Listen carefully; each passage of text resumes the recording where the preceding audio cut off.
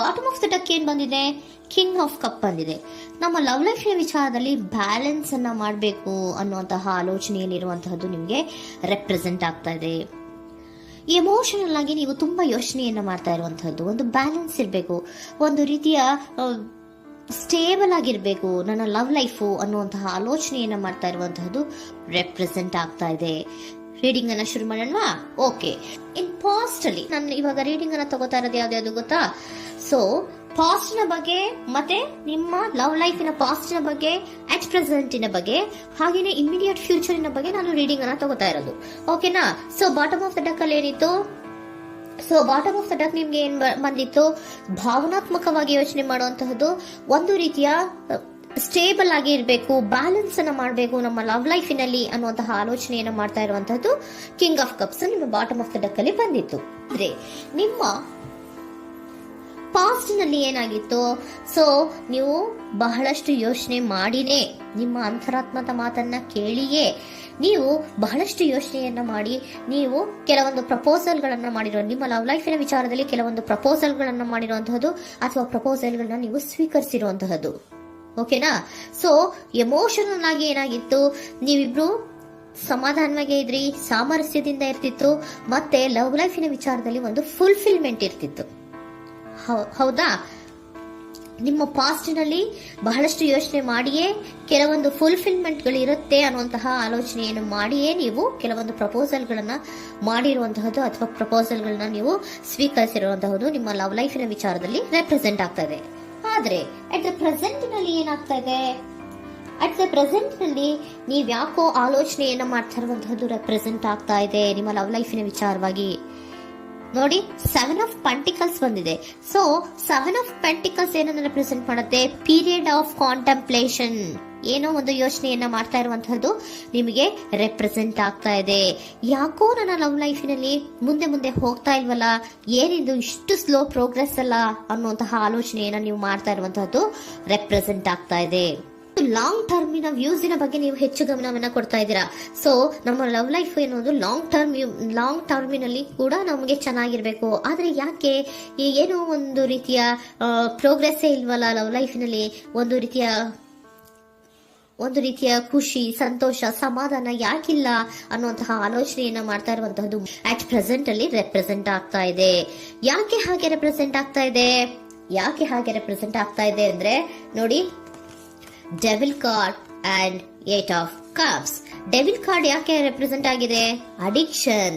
ನೀವು ಅವ್ರನ್ನ ತುಂಬಾ ಅಡಿಕ್ಟ್ ಆಗ್ಬಿಟ್ಟಿದ್ದೀರಾ, ಅಂದ್ರೆ ಅವ್ರನ್ನ ತುಂಬಾ ಹಚ್ಕೊಂಡ್ಬಿಟ್ಟಿದ್ದೀರಾ, ನಿಮಗೆ ಅವ್ರನ್ನ ಬಿಟ್ಟಿರಕ್ ಆಗೋದಿಲ್ಲ. ಸೊ ನೀವು ಅವ್ರಿಗೆ ಅವಲಂಬನೆ ಆಗಿರುವಂತಹದ್ದು, ನಿಮ್ಮ ಲವ್ ಲೈಫಿನ ವಿಚಾರದಲ್ಲಿ ನಿಮ್ಮ ಪರ್ಸನ್ಗೆ ನೀವು ತುಂಬಾ ಅಡಿಕ್ಟ್ ಆಗಿರುವಂತಹದ್ದು, ತುಂಬಾ ಪ್ರೀತಿಸುವಂತಹದ್ದು, ಒಂದು ನಿಮಿಷನೂ ಕೂಡ ಬಿಟ್ಟಿರೋದಿಲ್ವೇನೋ ಅನ್ನೋಂತಹ ರೀತಿಯಲ್ಲಿ ನೀವು ತುಂಬಾ ಅಡಿಕ್ಟ್ ಆಗಿರುವಂತಹದ್ದು ರೆಪ್ರೆಸೆಂಟ್ ಆಗ್ತಾ ಇದೆ.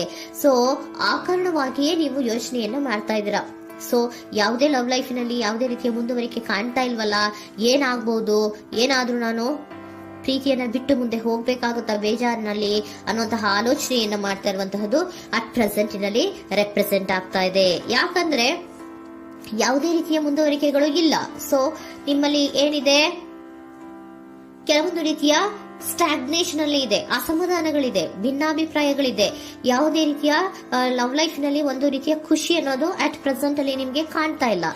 ಆದ್ರೆ ಯೋಚನೆ ಅಂತೂ ಮಾಡ್ತಾ ಇದ್ದೀರಾ. ಅಡಿಕ್ಷನ್ಸ್ ಇದೆ ಅಲ್ವಾ?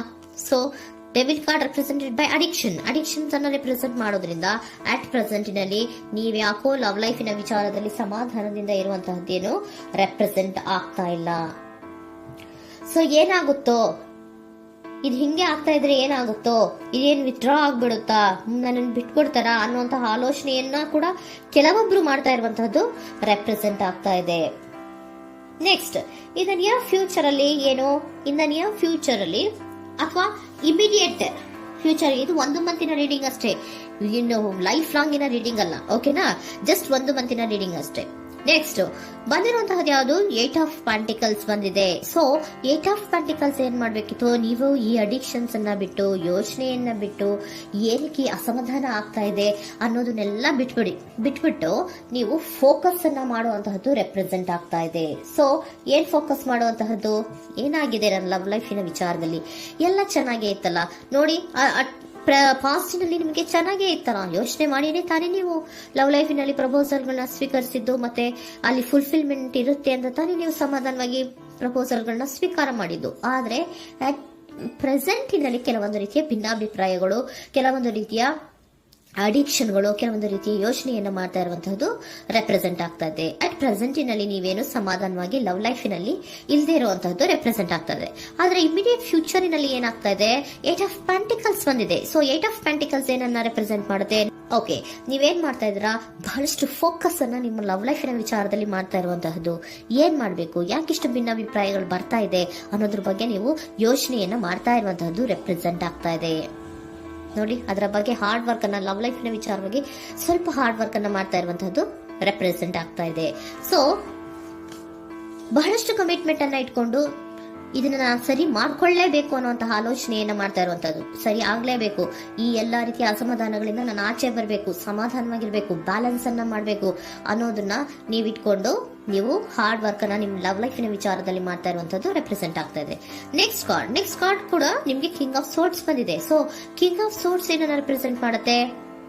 ಸ್ಪಷ್ಟವಾಗಿ ಥಿಂಕ್ ಅನ್ನ ಮಾಡ್ತಾ ಇದ್ದೀರಾ. ನಮ್ಮ ಲವ್ ಲೈಫಿನ ವಿಚಾರದಲ್ಲಿ ಯಾಕೆ ಅಸಮಾಧಾನ ಬರ್ತಾ ಇದೆ, ಯಾಕೆ ಭಿನ್ನಾಭಿಪ್ರಾಯ ಬರ್ತಾ ಇದೆ, ನಾನಂತೂ ಅವ್ರನ್ನ ಬಿಟ್ಟಿರಕ್ಕಾಗಲ್ಲ. ಸೊ ನಾನೇನ್ ಮಾಡ್ಬೇಕು, ಇದನ್ನೆಲ್ಲ ಕೂಡ ಬ್ಯಾಲೆನ್ಸ್ ಅನ್ನ ಮಾಡ್ಬೇಕು. ಅದಕ್ಕೆ ನಾನು ಏನ್ ಮಾಡ್ಬೇಕು, ಫೋಕಸ್ ಅನ್ನ ಮಾಡ್ಬೇಕು. ಫೋಕಸ್ ಅನ್ನ ಮಾಡಿ ಅಲ್ಲಿ ನೀವು ಕರೆಕ್ಟ್ ಆಗಿ ಕ್ಲಿಯರ್ ಥಿಂಕಿಂಗ್ ಅನ್ನ ಮಾಡಿ, ಒಂದು ಸ್ಟ್ರಾಂಗ್ ವಿಲ್ ಪವರ್ ಅನ್ನ ಇಟ್ಕೊಂಡು ನೀವು ಮೆಚ್ಯೂರ್ ಆಗಿ ಥಿಂಕ್ ಮಾಡಿ ಕೆಲವೊಂದು ರೀತಿಯ ನಿರ್ಧಾರಗಳನ್ನ ಮಾಡುವಂತಹದ್ದು ರೆಪ್ರೆಸೆಂಟ್ ಆಗ್ತದೆ. ನೋಡಿ, ಸ್ಟ್ರಾಂಗ್ ಆಗಿ ಒಂದು ವಿಲ್ ಪವರ್ ಅನ್ನ ಇಟ್ಕೊಂಡು ಫೋಕಸ್ ಅನ್ನ ಮಾಡಿ ನೀವು ನಿಮ್ಮ ಲವ್ ಲೈಫಿನ ವಿಚಾರದಲ್ಲಿ